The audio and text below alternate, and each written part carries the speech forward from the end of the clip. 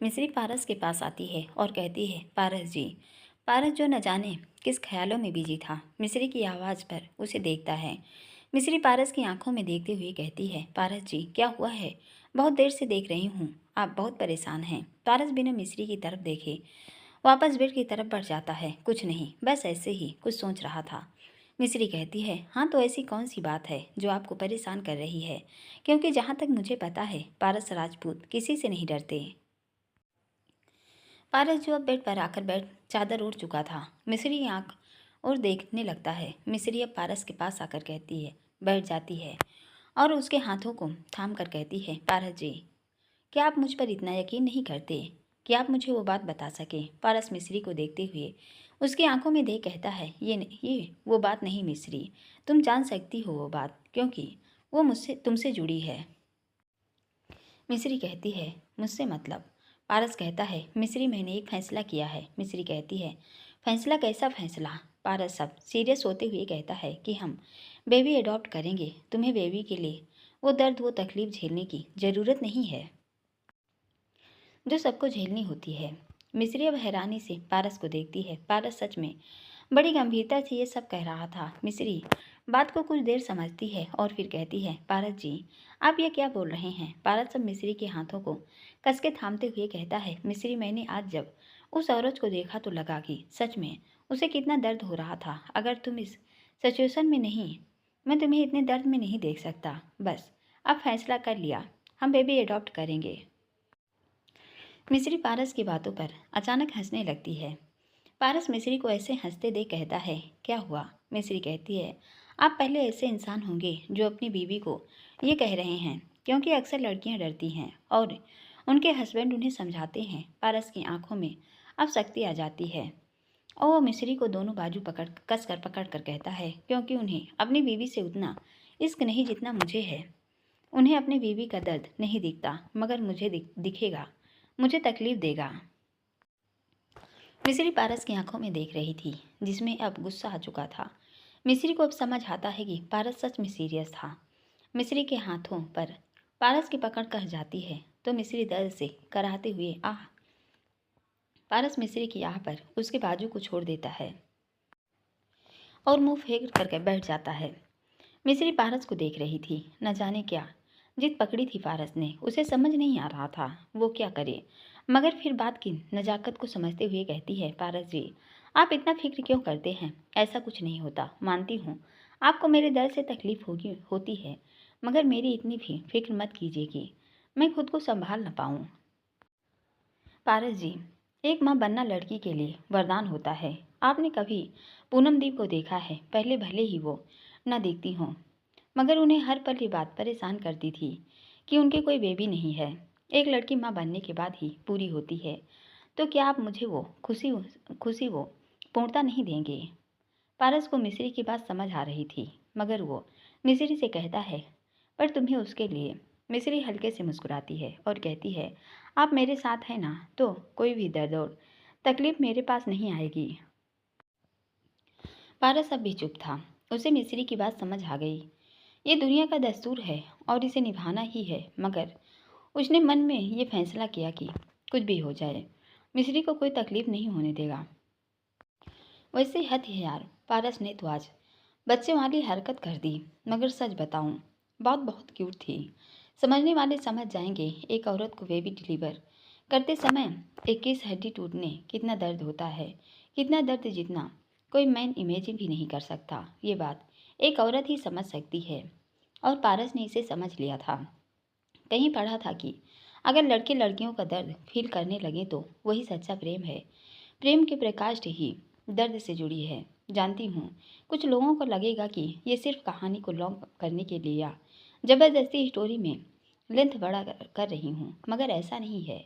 एक ऐसी बात है जिसे हर किसी को समझना चाहिए। हाँ, पारस की जिद गलत थी, मगर उसकी इंटेंशन सही है। उसे मिस्री की फिक्र है, उसके तकलीफ को वो महसूस कर पा रहा था। मगर अगर हर हस्बैंड अपनी वाइफ की तकलीफ को रियलाइज कर ले। सुबह का समय था। हल्दी की सभी तैयारियां हो चुकी थी। गार्डन में डेकोरेशन हुई थी। हर तरफ फूलों की सजावट। कुछ जगह पर फाउंटेन कुछ जगह पर मटके में से निकलते फूलों के झरने टाइप, और कुछ जगह साइकिल और रिक्शा फूलों का ये डिफरेंट स्टाइल मिस्री का था। गार्डन में सभी मेहमान आ चुके थे। एक साइड में ढोल बज रहे थे और कुछ लड़कियां डांस कर रही थी। वेद जी हल्दी के कुछ कामों में बिजी थे और पूनम सावित्री जी के साथ हल्दी की प्लेट रेडी कर रही थी। वेद जी और पूनम कुछ ऐसा लग रहे थे। पूनम ने साड़ी और वेद जी कुर्ता पहना था और छोटे से बिहान ने भी वाइट कुर्ता पैजामा पहना था, बिल्कुल वेद जी के जैसे। नीति और विशाल तो अपने में बिजी थे। नीति ने डिजाइनर लहंगा चोली और दुपट्टा कैरी किया हुआ था, साथ में एक ग्रीन कलर का आर्टिफिशियल फ्लावर लुक। विशाल ने येलो कलर का traditional waistcoat with kurta pyjama. Neeti अब भी नहीं मानी थी और भी विशाल से नाराज थी। विशाल नीति के पीछे पीछे जा रहा था। वो कहता है, नीति सुनो ना। नीति सुनो तो। नीति आगे जाते हुए, क्या सुनूं? हाँ क्या सुनूं? इतने दिन हो गए, कुछ खास नहीं किया तुमने। विशाल कहता है, यार मुझे पता भी तो चले, क्या करूं? तब करूंगा ना। नीति आगे जाते हुए, तुम सोचो खुद, ये भी मैं बताऊं तो क्या फ़ायदा मेरे नाराज़ होने का? विशाल पीछे पीछे जाते हुए, नीति यार इतना क्या हो गया, सॉरी कहा तो। नीति अब आके एक जगह रुकती है और हैरानी से कहती है, वाह आ वाह। विशाल उस तरफ देखता है, उसके कदम भी रुक गए थे। नीति चहकते हुए, ये झूला यहाँ। नीति आगे बढ़कर उसे छूने जाती है। एक गार्ड जो वहाँ खड़ा था कहता है, मैम रुकिए, आप इसे नहीं छू सकते। नीति गुस्से से कहती है, वाह। गार्ड कहता है, वो पारस सर ने कहा है ये मिश्री मैम के लिए है, सो इस पर सिर्फ वही बैठेंगी। नीति मुंह बनाते हुए, ये क्या बात हुई? पारस ब्रो ने ये झूला का चौकीदार लगा दिया भाभी के लिए। विशाल नीति के पास आकर, नीति ये जीजू ने करवाया। वाओ, पता है दी को झूले पर बैठना काफ़ी पसंद है। इनफैक्ट उनके पापा के घर में भी एक झूला था। नीति कहती है, पापा का घर मतलब? विशाल कहता है, वो मिश्री भाभी के स्वर्गवासी पापा का एक घर था, मगर उनकी डेथ के बाद वो घर उन लोगों से छीन लिया गया। उस दिन मिश्री दी बहुत रोई थी।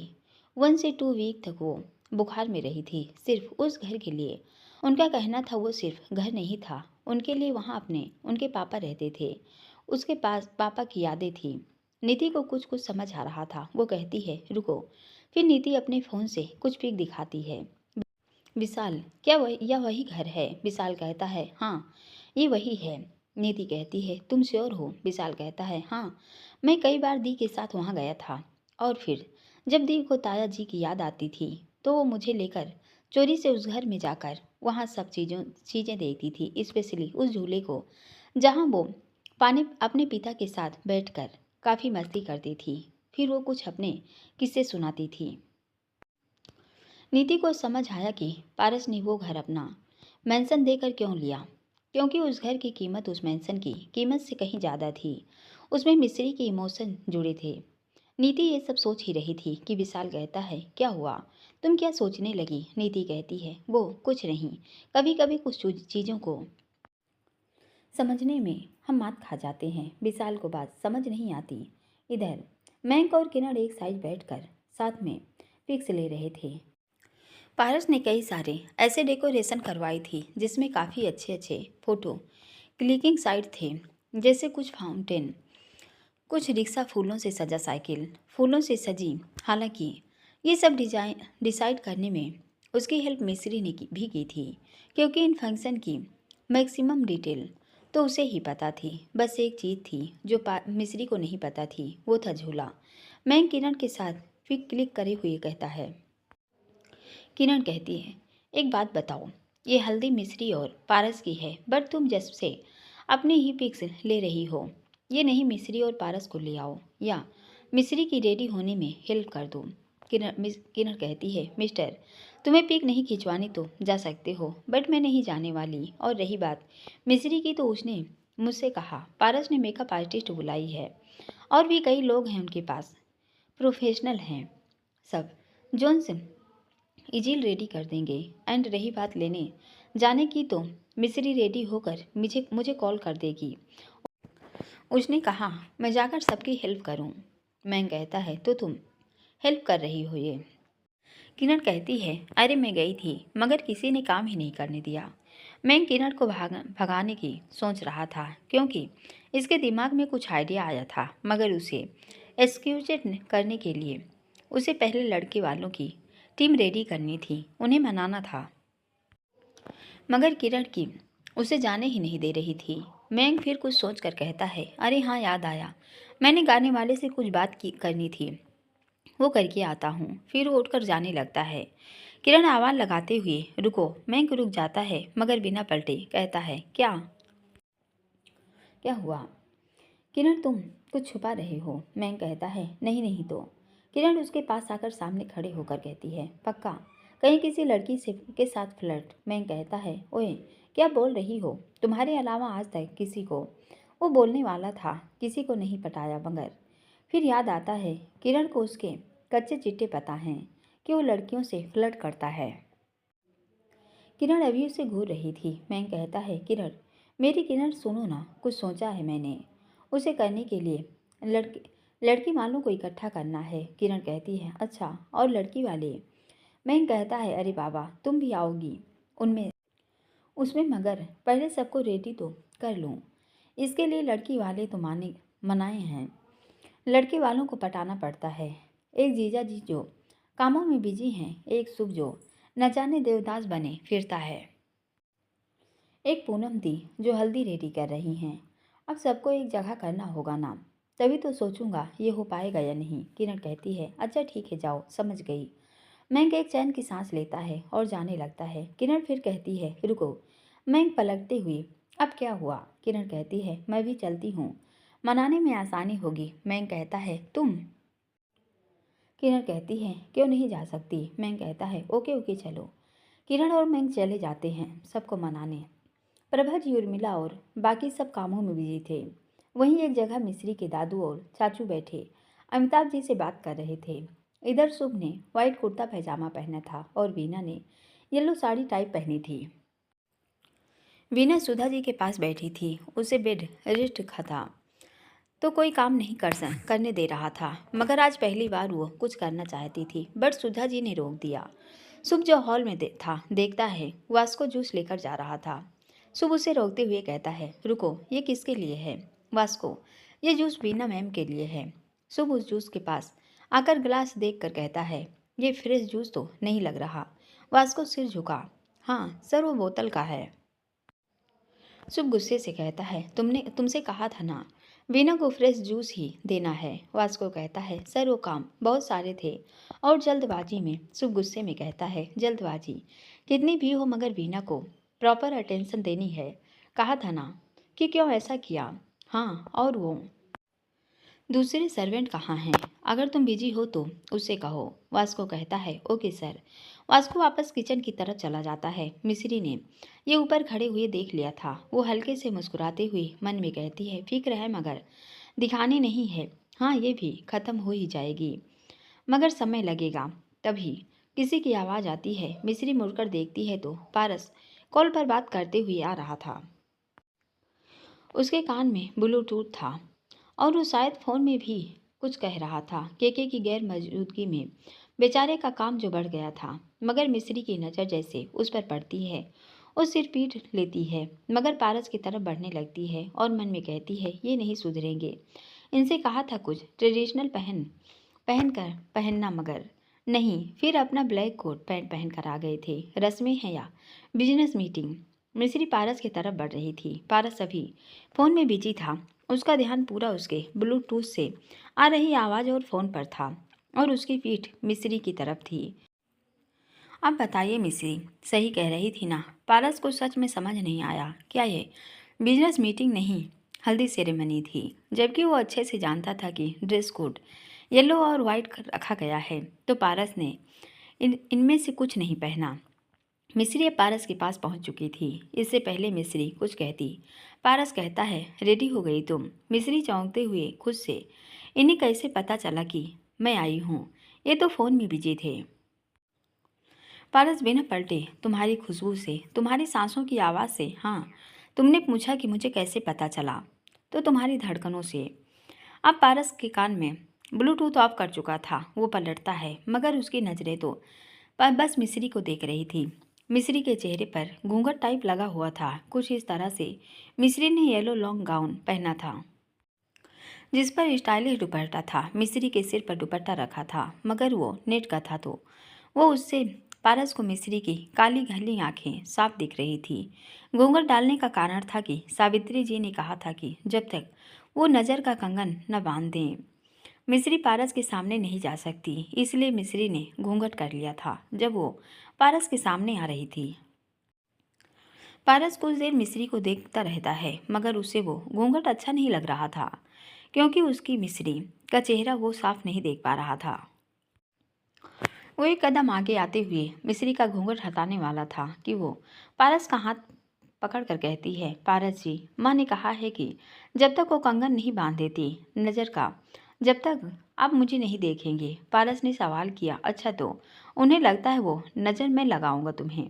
मिस्री कहती है, नहीं नहीं, वो बात नहीं है, बस माँ ने कहा कि न मिलने की रस्म पर अपने मना कर दिया, मगर ये वाली रस्म करनी होगी। पारस सख्त और कड़ा लहजे में कहता है, और जो मैं ना मानूँ तो? मिस्री, पर आप मानेंगे मुझे पता है ये क्योंकि। पारस कहता है, क्योंकि क्या? मिस्री कहती है, क्योंकि मुझे पता है बस। पारस कहता है, अच्छा ठीक है तो चलो। इतना कहकर पारस आगे बढ़ जाता है। मिस्री उसका हाथ थामे उसे रोकते हुए, रुकिए। पारस पहले अपने हाथ को देखता है जहाँ मिस्री ने पकड़ा हुआ था। ये पहली बार था जब मिस्री उसे ऐसे रोक रही थी। फिर वो मिस्री को देखता है, मिस्री आप चलिए मेरे साथ। पारस सवालिया नज़र से, पर कहाँ? मिस्री कहती है, चलिए बताती हूँ। मिस्री इतना कहकर पारस का हाथ थाम रूम की तरफ बढ़ जाती है। रूम में आकर वो पारस का हाथ छोड़कर कबर्ड से एक पैकेट लेती है और पारस के सामने बढ़ाते हुए कहती है, इसे पहनिए। पारस अब मिस्री को देखते हुए, क्यों, मैं तो रेडी हूँ ना। मिस्री अब थोड़ा नाराज़गी दिखाते हुए, आपको कल क्या कहा था? सुबह मैंने कि ट्रेडिशनल ड्रेस पहनिएगा, मगर आप फिर ये ब्लैक पहन आए। पारस मिस्री की बातों का रिप्लाई देते हुए, और मैंने तुमसे क्या कहा था? मुझे ये कपड़े ज़्यादा कंफर्टेबल लगते हैं। मिस्री मासूमियत से पारस के पास आकर उसके सीने पर सिर रख उसके सीने के पास हल्के से उंगलियां गोल गोल घुमाते हुए कहती है, मगर क्या आप मेरे लिए इतना भी नहीं कर सकते? पारस मिस्री का हाथ थाम लेता है और कहता है, तुम मुझे इमोशनल ब्लैकमेल करने की कोशिश कर रही हो। मिस्री अब थोड़ा सिर उठा पारस को देखते हुए, तो मैं तो इमोशनल ब्लैकमेल ही कर रही हूँ। पारस अब अपने एक भौं उठा मिस्री के दोनों कंधों पर पकड़ खुद से थोड़ा दूर कर कहता है, बट ये ट्रिक पारस राजपूत पर नहीं चलेगी, सो मैं नहीं पहनूंगा। मिस्री अब थोड़ा गुस्सा होते हुए मुंह फेर कर खड़ी हो जाती है और कहती है, क्या आप इतना भी नहीं कर सकते? यहाँ कहाँ आप जान देने की बात कर रहे हैं प्यार में, और कहाँ आप ये ड्रेस नहीं पहन सकते? पारस मिस्री की इस बच्चों की तरह नाराज़गी को एंजॉय कर रहा था मगर वो फेस पर कोई एक्सप्रेशन नहीं ला रहा था। वो अब कहता है, हाँ ये तो कहता हूँ, मगर इसके बदले मुझे भी तो ये यकीन है ना कि तुम मेरे लिए कुछ भी कर सकती हो। मिस्री अब पलट कर पारस को देखते हुए कहती है, तो आप क्या कहते चाहते हैं इसके बदले आपको मैं कुछ दूँ? पारस कहता है, हाँ, क्योंकि यह ड्रेस पहनना मुझे अच्छा नहीं लगता, मगर तुम्हारे लिए पहन लूँ, उसके बदले तुम्हें भी कुछ करना होगा ना। मिस्री सोचते हुए, कुछ करना होगा मतलब? फिर जैसे उसके माइंड में कुछ स्ट्राइक होता है। वो कहती है, कहीं आप मुझे वेस्टर्न ड्रेस पहनने को तो नहीं दे कहेंगे? नहीं पारस जी, देखिए देखिए, मैं ये ड्रेस हल्दी फंक्शन पर नहीं पहन सकती। पारस मिस्री की कमर पकड़ उसे अपनी तरफ खींचते हुए उसके होठों पर अपनी अंगुलियां रख धीरे से कहता है, चुप, कितना बोलने लगी हो? पहले कितना चुप रहती थी और अब तो बस शांत ही नहीं रहती। मिस्री अब पारस की आंखों में देख रही थी। सच ही तो था, पहले मिस्री बहुत कम बोलती थी सबके सामने, और अब बिना झिझक के अपनी बात कह देती है। पारस ने भी लड़ जाती है। मिस्री अभी उसकी आंखों में ही देख रही थी मगर उसका दुपट्टा की वजह से पारस का चेहरा क्लियर नहीं दिख रहा था, मगर फिर भी वो पारस के फेस को देख पा रही थी। कुछ सोच कर वो कहती है, क्योंकि आपको मेरा बोलना अच्छा नहीं लगता। पारस मिस्री की इस बात पर उसे इंटेंस नज़रों से देखते हुए कहता है, नहीं वो बात नहीं है, मगर मुझे तुम्हारे होठों से ज़्यादा तुम्हारे आंखों का बोलना पसंद है। पता है क्यों? वो दोनों अब भी एक दूसरे की आंखों में देख रहे थे। मिस्री के हाथ पारस के सीने पर थे और वो पारस के बहुत नज़दीक थी। वो पारस की को ऐसे ही देखती है जैसे पूछ रही हो क्यों। पारस अब धीरे से मिस्री के कानों के पास आकर कहता है क्योंकि वो मुझे बताती है कि तुम मुझसे कितना प्यार करती हो। ये सुन मिस्री की आंखें फैल जाती हैं। पारस अब वापस मिस्री की आंखों में देखते हुए कहता है तुम चाहती हो ना कि मैं ये ड्रेस पहनूं, पहन लूँगा, मगर तुम्हें उसके बदले ये घूंघट हटाना होगा, मुझे मेरे इश्क का दीदार करवाना होगा। मिस्री ये सुनते ही कहती है पर माँ। पारस कहता है वो मुझे नहीं पता, वो तुम सोचो। इतना कहकर वो मिस्री के कमर से अपना हाथ हटा उसे छोड़ देता है और आगे कहता है जब तक मैं तुम्हारा चेहरा नहीं देख लेता तब तक ये ड्रेस नहीं पहनूंगा। इतना कहकर पारस वहाँ से जाने लगता है। मिस्री उसे जाते देख रही थी। पारस बाहर की तरफ जा रहा था कि तभी मिस्री कहती है रुकिए। पारस एक जंग जीतने वाली स्माइल के साथ पलटता है। मिस्री अब थोड़ा सा मुंह बनाकर कहती है पारस जी आप ऐसा क्यों कर रहे हैं? देखिए आपने ही कहा था ना कि आप सब चीज़ें पूरे रिचुअल्स के साथ करेंगे, फिर अब क्यों नहीं मान रहे? पारस कहता है क्योंकि मेरा मन। मिस्री अब खामोश हो जाती है और गुस्से में वहाँ से चली जाती है। पारस उसे जाते देखता रहता है और मुस्कुरा देता है। इधर महक और किरण मिलकर सब कुछ डिसाइड कर चुके थे। बीना को जूस पी रही थी। कहती है मैं भी आप लोगों का साथ दूंगी। किरण मुंह बनाते हुए तुम साथ दोगी? सुधा जी कहती हैं हाँ, मेरी बहू लड़के वालों के साइड होगी। बीना कहती है नहीं माँ, आज मुझे मिस्री, मेरा मतलब है मिस्री दी के साइड रहना है। बीना के मुँह से मिस्री दी सुनकर सब लोगों को बीना की ओर देखने लगते हैं। इनफैक्ट उर्मिला जी भी। बीना सबको ऐसे देखता देख कहती है क्या मैं भी लड़की वालों की टीम में आ जाऊं? विशाल कहता है हाँ दी, आप आ जाइए। नीति कहती है अच्छा तो मेरी भाभी को ले जाओगे तो हमारे साइड कौन होगा? बस जी जीस दी और माइक ब्रो और सुब्रो। फिर इधर उधर देखते हुए सुब्रो कहाँ है?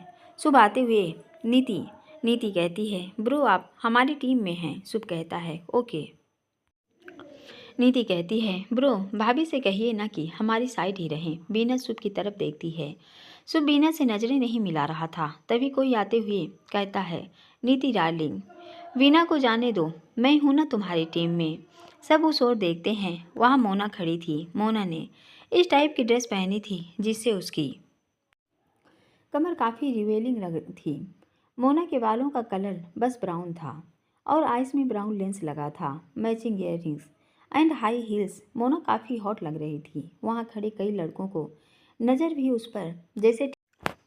इनफैक्ट हमारे मयंक जी भी एक पल ही मोना को ही देख रह गए। किरण मयंक को घूर मोना को देखते देख उसके पेट पर कोहनी मारते हुए मयंक आगे उसकी तरफ देखा भी ना तो मुंह तोड़ दूंगी तुम्हारा। मयंक कहता है अरे मैं देख नहीं रहा था। किरण कहती है अच्छा और यह क्या कर रहे थे फिर? मयंक मन में मैं तो उसे ताड़ रहा था। फिर सामने अरे वो अचानक कोई बोला तो बस यूं ही देख रहा था कौन है एंड ऑल। किरण अच्छा जी चलो मेरे साथ और अब अपने प्लान को तैयारी कर लें। इधर नीति मोना को देख उछलते हुए उसके पास जाकर मोना दिए। मोना कहती है हे वेट नीति डार्लिंग, तुम don't call me the end all you know ना, I hate this thumbs. Niti कहती है of course Mona darling, so you also want to join us? Mona कहती है यस डियर, इसलिए तो आई हूँ। और वैसे भी ये फंक्शन मिस्टर राजपूत का है सो मेरा होना बहुत इम्पोर्टेंट है। All right. काफ़ी पुराना साथ है उनका और हमारा। तभी मिस्री की एंट्री होती है। मिस्री ने बात सुन ली थी कि पारस और मोना का पुराना साथ है, इसलिए वो मोना को घूर कर देख रही थी। मिस्री को आते देख नीति और पूनम उसके पास जाते हैं। सावित्री जी और प्रभा जी भी मिस्री के पास आती हैं और मिस्री के हाथों से बलाएं लेते हुए कहती हैं किसी की नज़र न लगे मेरी बच्ची को। मिस्री हल्के से मुस्कुरा देती है। फिर सभी लोग मिस्री को ब्राइड की जगह बैठने कहते हैं जहाँ उसे बैठना था। उसके साइड में एक पर्दा सा लगा था क्योंकि दूसरी तरफ पारस को बैठना था। पर्दा बस फॉर्मेलिटी था। उसके आर पार सब देख सकते थे। तभी बेद जी कहते हैं मिश्री तो आ गई, मगर पारस कहाँ है? बेद जी अभी बोल ही रहे थे कि पारस आते हुए कहता है मैं यहाँ हूँ जीजा जी। सब पारस को देखते हैं। पारस ने ट्रेडिशनल ड्रेस पहनी थी, कुछ स्टाइल की, और वो काफ़ी हैंडसम लग रहा था। ये ड्रेस मिश्री लाई थी उसके लिए। मिश्री भी उसे देखती रह गई। उसके हाथ में मिश्री की दी घड़ी बालों को सच में सेट किया था।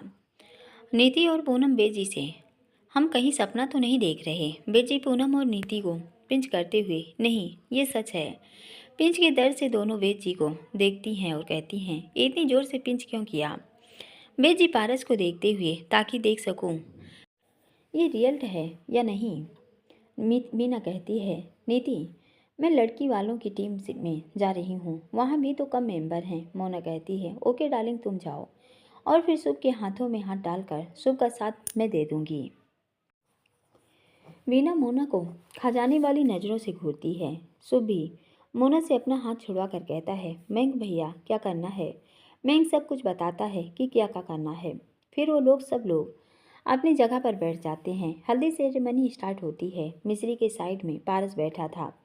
बीच में एक पर्दा लगा था। पारस कहता है अब बताओ कैसा लग रहा हूँ? मिश्री कहती है हाँ ठीक लग रहे हैं। मिश्री ने पारस के स्टाइल में ही कहा था, क्योंकि पारस भी मिश्री के कम तारीफ किया करता था। अब मिश्री ने भी नहीं की। हल्दी लगनी शुरू होती है। पारस धीरे से मिश्री से कहता है एक तो तुम्हारे लिए ड्रेस पहनी है और अब तुम बस ठीक है कह रही हो, जाऊँ जाकर चेंज करके आऊँ? मिश्री कहती है अरे नहीं, आप बहुत अच्छे लग रहे हैं, इसे चेंज मत कीजिए। मिश्री ने ये बात थोड़ी जोर से कह दी थी। सब लोग मिश्री को हैरानी से देखने लगते हैं और पारस स्माइल करता है। मिश्री को उसके स्टाइल का मतलब समझ नहीं आता तो मिश्री की आंखों में देखते हुए सामने देखने लगता है। मिश्री की नज़रें उसकी नज़रों का पीछा करते हुए उस ओर देखती हैं तो देखती हैं सब उसे देख रहे थे। मिश्री शर्म से पानी पानी हो जाती है और इस वक्त उसे ऐसा लगता है कि कोई तो उसे छुपा ले या उसे वहाँ से गायब कर दे। मिश्री अब घूरते हुए पारस को देखती है। सावित्री जी पारस को हल्दी लगाती हैं। वहीं हल्दी फिर मिश्री के बाउल में मिक्स करते हैं और मिश्री की हल्दी स्टार्ट होती है। प्रभा जी बाकी सब एक एक करके उसे हल्दी लगाते हैं। मिश्री अब भी पारस को ही घूर रही थी। पारस धीरे से कहता है ऐसे मत देखो वरना मुझे अगर तुम पर प्यार हो आया तो ये लगा हुआ पर्दा न हटाना पड़ जाए और फिर तुम्हें और शर्म आएगी। मिश्री अब अपनी नज़रें दूसरी तरफ कर लेती है और कहती है आप बहुत बुरे हैं, इनफैक्ट बहुत नहीं, बहुत बहुत बहुत बुरे हैं। पारस धीरे से थोड़ा मिश्री की तरफ होते हुए अरे मैंने क्या किया? मिश्री धीरे से सामने देखते हुए क्या किया कह रहे हैं? आपने ये ट्रेडिशनल ड्रेस मुझे मजबूर करके पहनी है, अपनी शर्त मनवा के। फ्लैशबैक मिश्री कमरे से बाहर आती है और जाने लगती है। गेट के बाहर आकर वो गार्डन की तरफ बढ़ जाती है। तभी वो देखती है बिहान पुल के पास खड़ा था। मिश्री दौड़ते हुए वहाँ जाती है और उसे गोद में उठा लेती है। बिहान मिश्री को देखते हुए मामी आप क्यों आई? मैं इसमें स्विमिंग करने जा रहा था। मिश्री कहती है बेटा इसमें स्विम करने के लिए सीखना होता है। बिहान कहता है पर मुझे सब आता है मामी, मैं तो सुपर बॉय हूँ। मिश्री कहती है हाँ बेटा, मगर सुपर बॉय को सुपर पावर के लिए कोई बड़ा चाहिए होता है, न तो तुम जीजा जी आनी अपने पापा से कहो उसके बाद स्विम करना। बिहान मुँह उदास करते हुए कहता है पर मामी वो मना करते हैं। मिश्री कहती है अच्छा तो एक काम करते हैं, मैं आपको स्विम करवाऊंगी। बिहान कहता है सच? मिश्री उसके सिर टिका मुस्कुराते हुए कहे हाँ, मगर शादी के बाद, जब आपके मामू और मेरी शादी हो जाएगी उसके बाद आपको मैं खुद स्विम करवाऊंगी। बिहान कहता है ओके, पर आप प्रॉमिस मत भूलना। मिश्री कहती है ओके, बट आप भी तब तक इसके पास नहीं आओगे। बिहान कहता है डन। अब आप मुझे नीचे उतारिए तभी मैं जा पाऊँगा। मुझे मेघ मामू से बात करनी है, उन्होंने कहा है वो आज मुझे चॉकलेट देंगे। मिश्री कहती है ओके जाइए। बिहान को मिश्री नीचे उतार देती है। फिर बिहान वहाँ से दौड़ते हुए चला जाता है। फिर मिश्री कहती है अच्छा हुआ टाइम पर आ गई, वरना न जाने क्या होता। फिर वो वहाँ से जाने लगती है। तभी वो अचानक रुकती है और फिर पुल में देखती है और कुछ सोच पारस को कॉल करती है। पारस कॉल पिक करके कहता है तो डिसाइड कर लिया तुमने की, मुझे अपना दीदार करवाओगी? मिस्री कहती है हाँ कर लिया। पारस कहता है ओके तो आओ, मैं स्टडी में हूँ। मिस्री कहती है नहीं आप आइए टेरेस पर। पारस कहता है टेरेस पर क्यों? मिस्री कहती है आप आइए तो। पारस फिर कॉल कट करता है। पारस टेरेस पर आता है और फिर मिस्री को ढूंढता है, मगर मिस्री उसे कहीं नहीं दिखती। वो मिस्री को कॉल करता है। मिस्री कहती है आपको मेरा दीदार करना है ना, तो पूल साइड वाली बालकनी में आइए। पारस कहता है मगर क्यों? मिस्री कहती है सवाल नहीं, बस आइए। पारस आता है तो पुल में देखता है मिस्री दिख रही थी पूरे पुल में। मिस्री ने पुल के साइड में मिरर लगा दिया था, जिससे सभी लाइट रिफ्लेक्स होकर पुल में जा रही थी और पूरे पुल में उसकी इमेज बहुत बड़ी दिख रही थी। पारस तो मिस्री को उसमें देखता ही रह गया। मिस्री की ड्रेस कुछ इस स्टाइल में थी। मिस्री कहीं दिख नहीं रही थी मगर उसकी तस्वीर पुल में कुछ ऐसे दिख रही थी। पुल का पानी साफ था, इसलिए ऊपर से भी पारस काफ़ी क्लियर सब देख पा रहा था। पारस की नज़रों से कुछ पल के बाद वो चेहरा गायब हो जाता है। अब पारस, जिसका फ़ोन अब भी बस कान के पास टिका था, उसने आवाज़ आती है तो अब आप अपना वादा पूरा कीजिए। मिस्री कॉल कट कर देती है। पारस फ़ोन जेब में रख कहता है दीदार से उनके दिल में सुकून मिला है। हाय रब की मेहर है मुझ पर, जो इतना सोना यार मिला है। प्लस बैक एंड निधि पारस को हल्दी लगाती है तो वो अपने पूरे हाथ में हल्दी लेकर लगाते जाती है कि पारस पीछे होते हुए हे ये इतनी सारी। नीति कहती है ब्रो लगवाना होगा आपको। पारस कहता है नो। नीति कहती है प्लीज़। मिस्री कहती है लगवा लीजिए न। नीति कितने प्यार से कह रही है। पारस मिस्री को देखता है और फिर कहता है ठीक है लगा लो। नीति हंसते हुए अरे वाह, भाभी ने एक बार कहा मान गए। हाँ क्या जादू किया है आपने भाभी। मिस्री कहती है वही जादू जो तुमने मेरे भाई पर किया है। नीति अब चुप हो जाती है और कहती है भाभी नॉट फेयर। हाँ किरण कहती है क्या नॉट फेयर? हमारी लड़की को कमज़ोर समझी हो क्या? नीति कहती है तो तुमने लड़की को कमज़ोर समझा है। मैं कहता है वेट वेट लड़ो मत, इसका भी मौका मिलेगा कुछ देर बाद, अभी हल्दी होने दो। सभी हल्दी लगाकर फ्री होते हैं। अब शुरू होता है लड़की वालों और लड़की वालों के थोड़े चहल पहल की। महक और किरण ने महफिल बैठा दी थी। एक साइड बीना विशाल किरण थे, दूसरी साइड महक नीति पूनम बेजी मोना शुभ सभी बड़े साइड में सोफे पर थे, उन पर बैठे थे।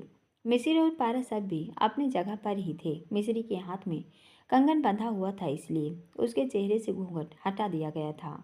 मिस्री एक नज़र लड़के वालों को देखती है और फिर लड़की वालों को, फिर कहती है जीजा जी आप मेरे साइड नहीं रहेंगे। बेजी कहते हैं मिस्री मगर। पारस कहता है अरे वो मेरे जीजा जी हैं तो मेरी साइड रहेंगे। मिस्री कहती है हाँ होंगे बट अब वो मेरे बड़े भाई हैं, सो वो मेरी साइड यानी लड़की वालों के साइड होंगे। बेजी कहते हैं बात तो सही है वैसे, और वैसे भी लड़की वालों के साइड थोड़े कम लोग हैं तो मैं ही वहीं आ जाता हूँ।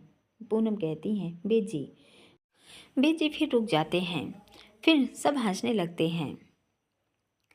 फिर पूनम भी हंस कर कहती हैं जाइए अपनी बहन के पास। बेजी मुस्कुरा देते हैं और विशाल के पास जाकर बैठ जाते हैं। हाँ तो सबको पता था कि होने वाला क्या है, तो म्यूजिक स्टार्ट होता है। मैं गाना शुरू करता है। सभी कवाली स्टाइल में बैठे थे। लड़के वाले पुकारते हैं कवाली स्टाइल में ताली बजाते हुए।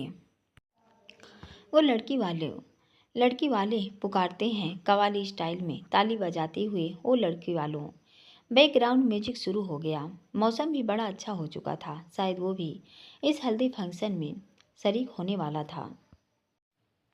हवाएं चल रही थी जैसे फूल कुछ गिरने लगे थे, जैसे झरने गिर रहे हों फूलों के। मैं कब गाते हुए ताव में लड़की तुम्हारी कुंवारी रह जाती, कि मानो हमारा एहसान, कि लड़के ने हाँ कर दी। ये लाइन सुनते ही पारस मिस्री को देख मुस्कुराने लगता है। किरण ताव में गाते हुए लड़का तुम्हारा कुंवारा रह जाता, कि मानो हमारा एहसान, कि लड़की ने हाँ कर दी। ढोलक भी जोर पर थी। मिस्री किरण की बात पर इशारे करते हुए कहती है ये सुनिए। फिर किरण कहती है वो लड़की के दोस्तों मैं आके सुनने जाता है। तो किरण कहती है पहले तुम एक काम करो, लड़की लेने आए हो सलाम का इशारा करके झुककर हमको सलाम करो। सभी बड़े हंसने लगते हैं।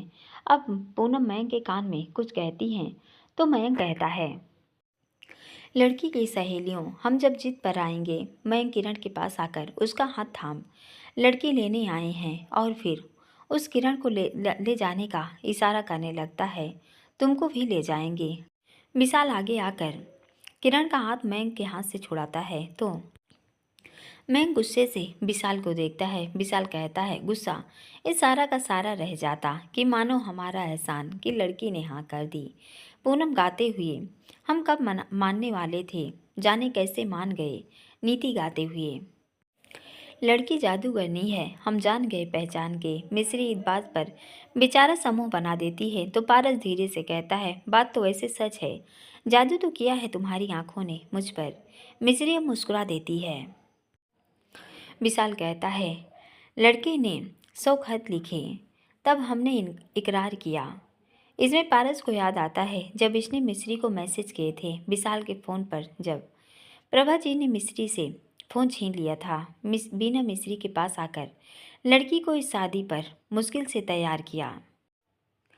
इस पल में शुभ भूल गया कि वो नाराज़ है। हंसी मजाक के बीच वो भी ताव में आकर कहता है, सारी की सारी तैयारी रह जाती कि मानो हमारा एहसान कि लड़के ने हाँ कर दी। शुभ की बातों पर सभी लोग हूटिंग करने लगते हैं। शुभ को जब समझ आता है तो वो वहाँ से बीना को देखते हुए चला जाता है।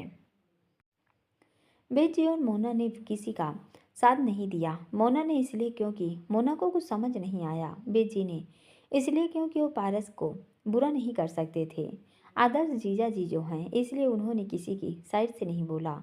तभी ढोल वाले आते हैं और ढोल बजाने शुरू कर जाते हैं। सभी लोग ढोल की बीट पर भांगड़ा करने लगते हैं। मिश्री बैठी सबको देख तालियां बजा रही थी कि तभी किरण आकर मिश्री का हाथ थाम लेती है और कहती है, मिश्री चल। मिश्री, नहीं मैं कैसे। मिश्री सबको देखते हुए, मिश्री जा चलना। फिर पारस को देखते हुए, जीजू आप ही कहिए कुछ। पारस मुस्कुराते हुए, मिश्री जाओ। मिश्री जिसका मन कब से नाचने का कह रहा था, अब तो वो उठकर जाने लगती है। फिर रुक जाती है और पलटकर पारस को देखते हुए, और आप भी चलिए। पारस कहता है, नहीं तुम जाओ। मिश्री कहती है, पर पारस कहता है, प्लीज़। मिश्री जब अब कुछ नहीं कहती। मिश्री अब जिद नहीं करती क्योंकि पारस हर वो चीज़ कर रहा था जो उसे पसंद नहीं था, जैसे हल्दी लगवाना, ट्रेडिशनल ड्रेस पहनना। तो अब और डिमांड करना गलत था, इसलिए वो चली जाती है और सबके साथ भांगड़ा करने लगती है। सभी लोग खुश थे। तभी पारस को किसी का कॉल आता है। पारस उस पर बात करने करने वहाँ से चला जाता है क्योंकि शोर बहुत था। ढोल नगाड़े बज रहे थे, सभी डांस कर रहे थे। मिश्री फुल मस्ती में थी। तभी मिश्री के पास एक ढोल वाला आकर ढोल बजाने लगता है। तभी कोई मिश्री के सामने आता है। मिश्री डर से कांप जाती है और एक जगह जम सी जाती है। वो इधर उधर देखती है तो उसे पारस कहीं नहीं दिखता। वो वहाँ से सीधा घर के अंदर भागती है और पारस को ढूंढ रही थी कि तभी उसे पारस दिखता है। वो उसके पास जा ही रही थी कि कोई उसका मुंह पकड़ लेता है। मिश्री पहले से डरी हुई थी, वो और कांप जाती है। मिश्री उससे खुद को छुड़ाने की कोशिश करती रहती है मगर वो इंसान उसे नहीं छोड़ता और उसे साइड में ले जाता है और कहता है, अपनी ज़िंदगी में बहुत खुश हो मेरी ज़िंदगी बर्बाद करके, मगर मैं ऐसा नहीं होने दूंगा, समझी। मिश्री की आंखें उस आदमी की आवाज़ सुनकर फैल जाती हैं और वो बुरी तरह कांपने लगती है। उसके जो हाथ अब तक अपना मुंह छुड़वाने की कोशिश कर रहा, वो हाथ अब ढीले पड़ जाते हैं। उसकी आंखों के सामने जैसे अंधेरा सा छा जाता है। अब तक उसके दिमाग में ब्लैक पड़ गया था। वो आदमी चला जाता है। 5 मिनट तक मिश्री यूं ही खड़ी रहती है। जब उसे एहसास होता है कि अब उसके पीछे कोई नहीं है तो वो पलट कर देखती है और फिर वापस उस तरफ भागती है जहां उसने पारस को देखा था, मगर पारस वहां नहीं था। मिश्री पारस को कॉल करती है मगर देखती है मिश्री का फ़ोन डेड था। वो बाहर की तरफ जाती है मगर सबके चेहरे पर खुशी देख वो कुछ नहीं बोलती और अपने कमरे की तरफ भाग जाती है। कमरे में आकर वो गेट लगा लेती है और सभी जगह के कार्टन बंद कर देती है। ये सब उर्मिला दूर खड़ी देख रही थी। वो कहती हैं, ये तो बस शुरुआत है मिस्री, आगे आगे देखो होता है क्या। बहुत डरा लिया तुम्हारे पति ने मुझे, अब उसका खामियाजा तुम भुगतो।